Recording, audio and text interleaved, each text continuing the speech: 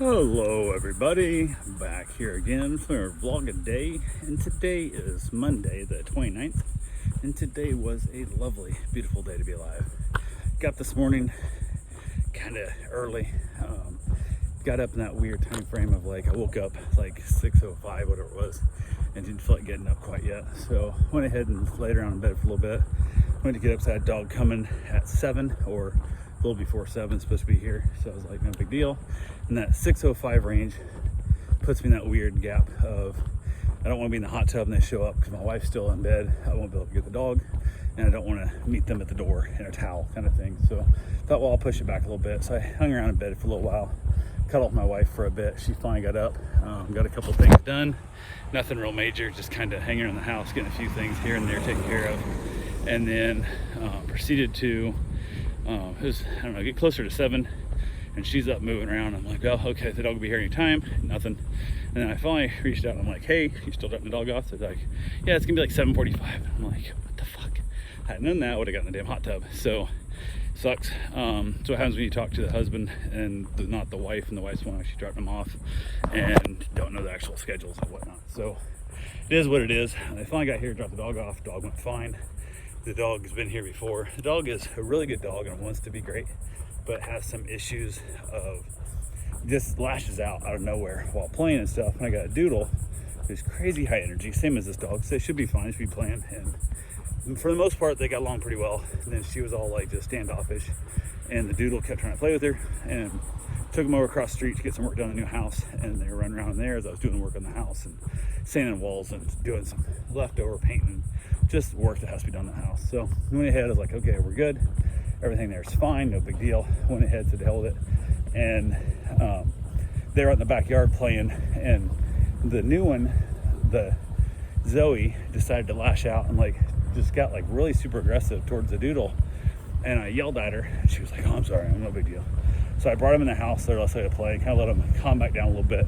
Took him back out and let him play off and on. Everything was seeming pretty good. And then I was like, okay, everything's great. Got some more work done, let him play in the yard a bit, and just kind of kept an eye on when they're outside, especially keeping a pretty close eye on, because that way Zoe don't act up. Then next thing I know, Zoe's playing like a dream dog. Like, she's awesome. She's chewing on the legs of the doodle, and they're wrestling, chasing each other around, having the time of their life, and really getting some good exercise in and still sleep well, which is awesome. And I don't know, it just seems like every time I have Zoe, at least once she has a lash out moment, and then after that, usually she's good again. So I don't know what the heck's up with that. So it is what it is. Sounds like the owner knows it happens at times. They just don't know how to fix it. So I went ahead, got back to the house, put the dogs inside, and had to go run and buy some more paint. Need to pick up more paint to do the house. So went and got that done, picked it all up. I got 5 more gallons of paint bought. I got 2 gallons of trim, a gallon for the bathroom, and then another gallon of wall paint, normal wall paint, and then a gallon of ceiling paint, because I oversprayed the ceiling in some spots. So I gotta come in and paint that and touch it up. So won't be the big deal there. For the most part, I think I'm done spraying until I get my baseboard ready to go, and then I'll basically pre-spray everything, or not really pre-spray, just early. I'll paint it all, and then once I make my cuts, I'll touch up the ends and then install it. That way I get the back and the front both painted. Not really the biggest deal, but I'll get at least one good coat on the backing and all.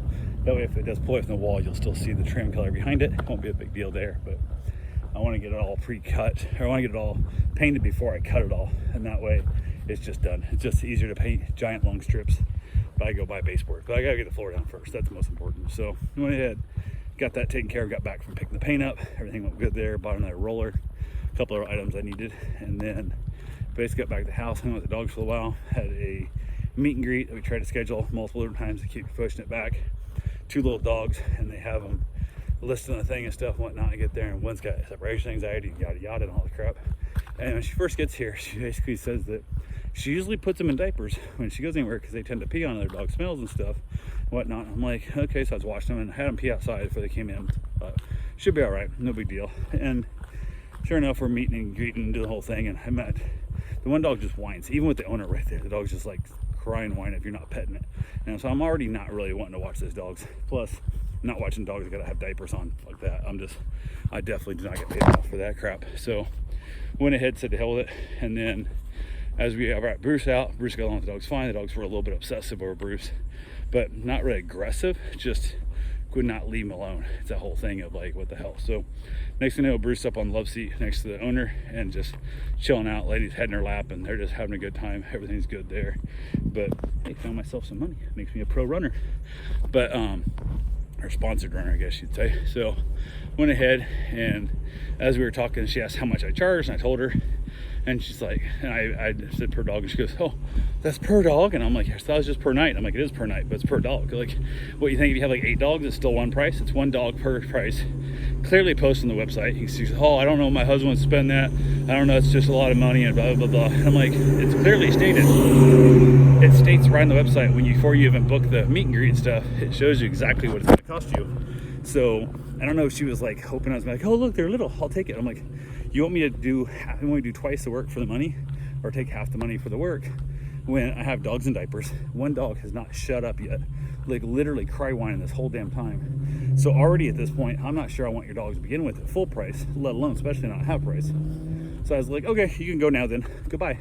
Figure it out, go from there. So I kind of threw her out a little bit. She kind of looked like, well, I was going to try and talk to you and try and get a better deal kind of thing. And I'm like, nope. I said, I book out. I said, I literally turn away clients most of the time nowadays, especially over holiday weekends and stuff, which hers was going to be. And I'm not doing it.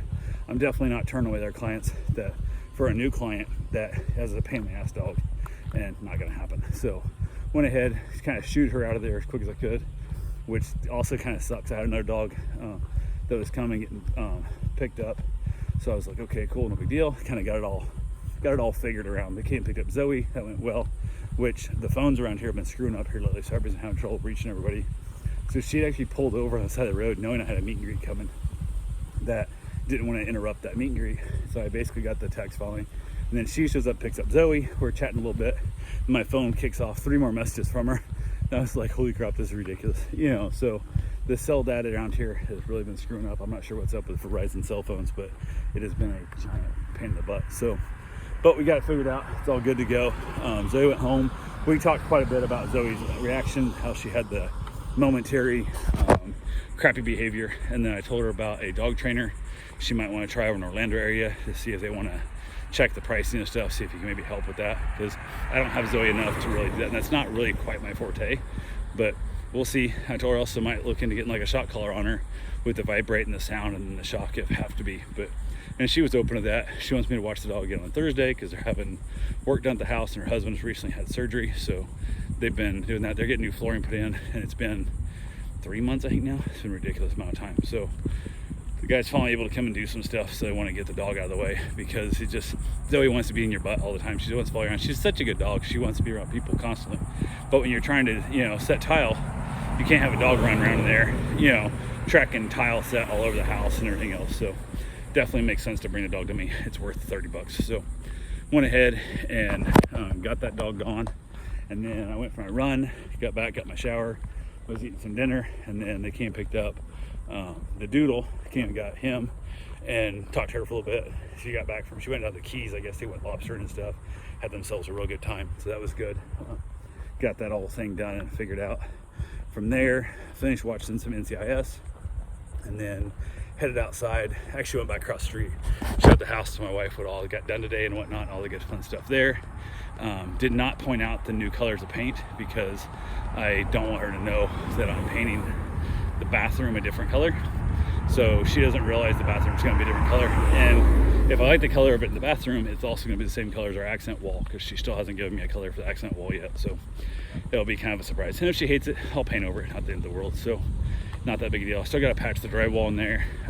I took out the toilet paper holders and the towel holders and stuff, because they're those shitty ones that they cut into the drywall and like sink them into the drywall and mud them in, and they were ugly little porcelain style from the early 2000s. They're just ugly as sin. So those all came out, and unfortunately they come out with a hammer, so it's kind of a pain in the butt, but got them out of there. And all I gotta do is go get some drywall, patch it up, and there's like 6 holes I gotta patch, and then I will be good to go. But yeah, it's all fun.